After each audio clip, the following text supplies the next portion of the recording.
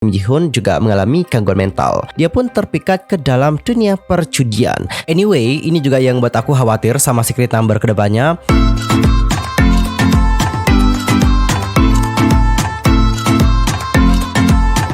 Annyeonghaseyo cengkedel, Yusul Kim Inmida, welcome back to my YouTube channel. Lah gimana sih kabarnya hari ini? Baik aja dong ya. Dan bagi kalian semua yang lagi dalam kondisi nggak baik aja, keep fighting guys, don't give up. Nah cinggu, untuk hari ini kita akan ngebahas tentang topik-topik yang untuk minggu ini menjadi topik perbincangan hangat di kalangan K-popers. Jadi aku rangkum dari yang hari Senin sampai yang hari Minggu. Apa aja sih topiknya? Wait, tahan dulu. Sebelum kita ngebahas tentang hal itu bersama-sama, pastikan dulu untuk tekan tombol subscribe, bunyi loncengnya, serta jangan lupa juga nih buat like, comment, dan share kepada teman-teman yang lain. Dan berikut adalah pembahasan selengkapnya.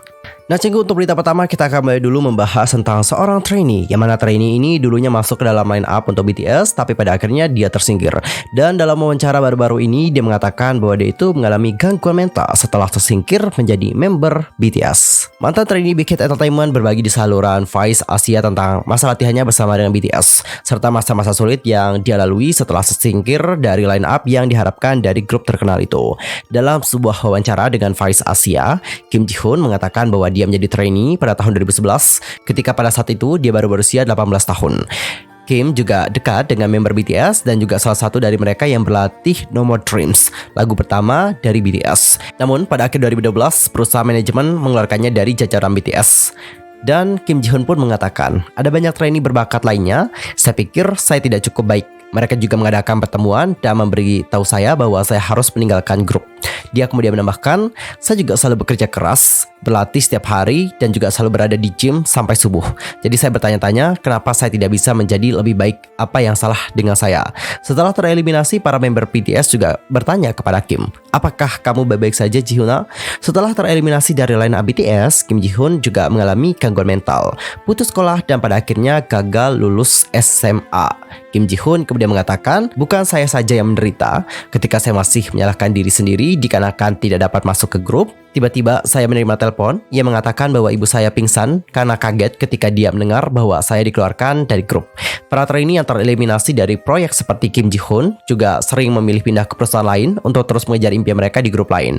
Namun, Kim mengatakan bahwa dia terlalu terikat dengan anggota BTS sehingga dia selalu merasa sakit ketika dia tidak bisa debut bersama dengan mereka.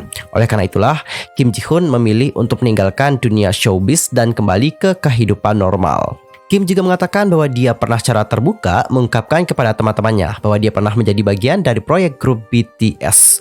Tapi ini cinggu, sejak BTS menjadi grup yang terkenal, dia tidak berani membicarakan hal tersebut lagi. Dan saat ini, setelah 10 tahun meninggalkan agensi, Kim Ji-hoon telah menyelesaikan studinya dan juga bekerja di layanan kesehatan veteran Korea. Dia juga membuka saluran posting video online, dikarenakan dia selalu terikat dengan mimpinya menjadi seorang selebriti. Menjawab Vice Asia, Kim Ji-hoon juga mengatakan bahwa mimpi terbesarnya saat ini adalah mengadakan pesta dengan sebuah mantan trainee Big Hit selama tahun 2011 hingga tahun 2013, termasuk BTS. Namun, jadwal padat dari grup beranggotakan 7 orang tersebut membuat hal itu tidak mungkin untuk dilakukan.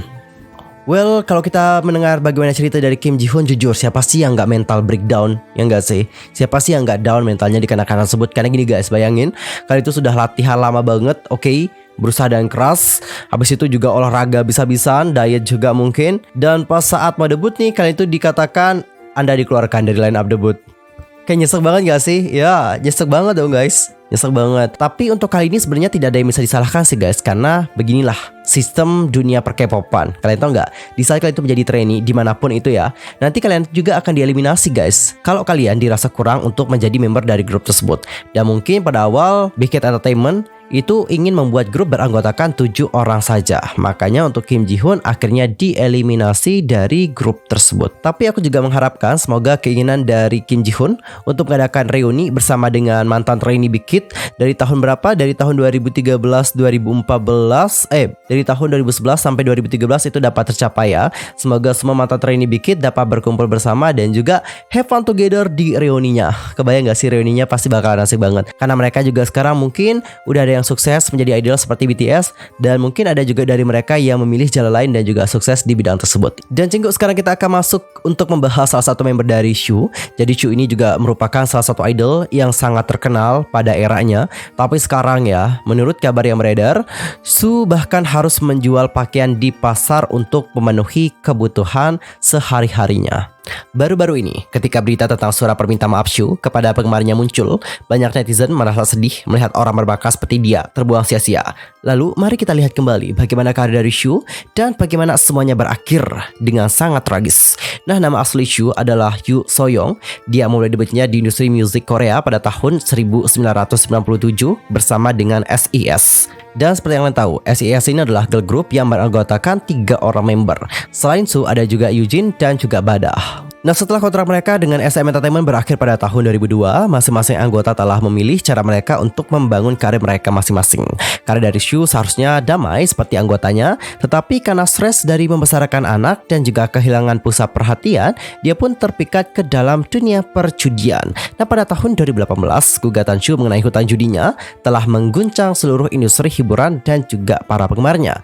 Bagaimana nggak mengguncangnya, Cinggu? Pasalnya, pada saat itu Shu ini diminta untuk membayar sejumlah 798 juta won. Wow, ini jumlah yang sangat banyak banget, hampir 1 miliar ya. Ini 798 juta won. Ada yang tahu jumlah rupiahnya berapa? Entar komen di kolom komentar ya. Aku penasaran banget sumpah. Shu dikabarkan tidak dapat membayar kembali hutangnya, dan itu juga disebabkan gaya hidupnya yang bermasalah. Pada akhirnya dia juga menghabiskan 2 tahun masa percobaan yang mungkin akan memberinya hukuman 6 bulan jika dia melakukan pelanggaran berulang selama masa percobaan 2 tahun, dan juga 80 jam pelayanan masyarakat. Shu juga harus menggadaikan rumahnya dan menjual semua barang pribadinya untuk membayar hutangnya kembali. Dikarenakan skandal ini, nama Shu rusak berat dan dia pada akhirnya dikritik. Dan pada saat itu, beberapa media bahkan melaporkan bahwa Shu telah berpikir untuk meninggalkan kehidupan ini. Untuk bertanggung jawab atas kesalahannya, Shu juga telah melakukan setiap pekerjaan yang dia temukan. Dia juga telah bekerja siang dan malam di toko lauk, menjual pakaian di pasar Dongdaemun, dan juga bekerja di restoran kenalannya. 4 tahun setelah gugatan skandal, pada tanggal 20 Januari 2022, Shu tiba-tiba muncul di media dengan surat permintaan maaf yang diunggah di sosial media pribadinya, mengakui semua kesalahannya di masa lampau. Shu juga berharap dia bisa menebus luka yang dia sebabkan kepada orang-orang yang mendukungnya selama ini. Dalam surat yang sama, dia juga telah mengungkapkan keinginannya untuk kembali ke industri hiburan, berharap para penonton dapat menyambutnya kembali sebagai orang baru yang mencoba yang terbaik. Dalam surat itu, Shu juga berbicara tentang masa-masa sulitnya dan juga mengungkapkan rasa terima kasihnya kepada member dari SES yaitu Bada dan juga Eugene yang selalu berada di sisinya untuk menghiburnya melalui hari-hari tergelap. Surat dari Shu menerima banyak perhatian dari para penggemar, sementara beberapa mengungkapkan kegembiraan mereka melihat Shu kembali sebagai orang yang lebih baik. Beberapa juga mengatakan bahwa mereka tidak nyaman melihat seseorang dengan citra buruk kembali ke industri hiburan. Dan Cinggu, gimana pendapat kalian? Langsung saja sampaikan di kolom komentar.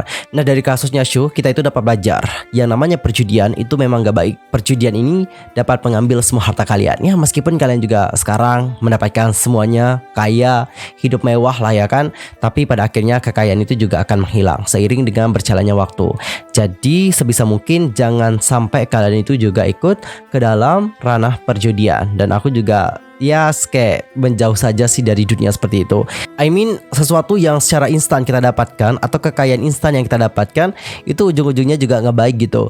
Ujung-ujungnya kita juga akan mendapatkan hal yang lebih buruk lagi. Makanya lebih baik kita itu go away saja. Dan untuk Shu ini, dia itu bukan satu-satunya idol K-pop yang terjerat hutang dan juga mengalami kebangkrutan dalam hidupnya dikarenakan masalah perjudian. Masih ada lagi idol dan juga aktor dari Korea yang terlilit hutang dan juga bahkan mengalami kebangkrutan dikarenakan masalah perjudian. Ini adalah bukti nyata guys ya bahwa perjudian itu nggak baik. Cukup miris banget melihat apa yang terjadi sama Shu, tapi kita harapkan semoga dari permasalahan ini Shu itu dapat belajar dan juga menjadi pribadi yang lebih baik ke depannya. Dan untuk topik terakhir sekarang kita akan ngebahas mengenai Fine Entertainment. Oke? Jadi baru-baru ini ada yang bertanya sama Dita Karang. Kak Dita, itu kenapa sih kakaknya Lea yang ngedit videonya Lea, bukannya Fine Entertainment punya staff ya? Kenapa harus kakaknya Lea yang ngedit videonya Lea? Nah, untuk informasi saja, Lea itu kan udah ngebuat video vlog kalau nggak salah.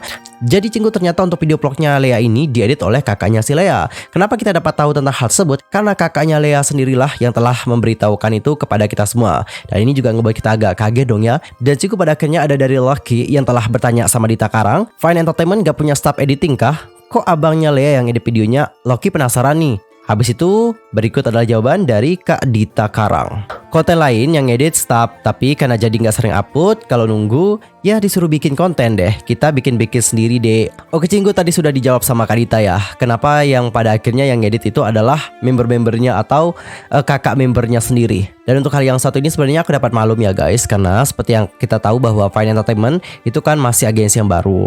Mereka juga masih berkembang, oke? Jadi dikarenakan hal itu mereka juga sekarang ya mencari cara bagaimana caranya untuk bertahan di industri hiburan Korea. Dan seperti yang kalian tahu bahwa untuk merilis lagu ataupun untuk mendebutkan sebuah girl group seperti Secret Number itu membutuhkan biaya yang besar. Biayanya nggak sedikit tapi biayanya besar banget, gede banget. Dan Cinggu, setelah aku baca-baca nih dari pengalaman ex-idol, mereka itu bilang bahwa untuk debut itu butuhin biaya yang besar banget dan bahkan biayanya itu mencapai 500 juta Korea won.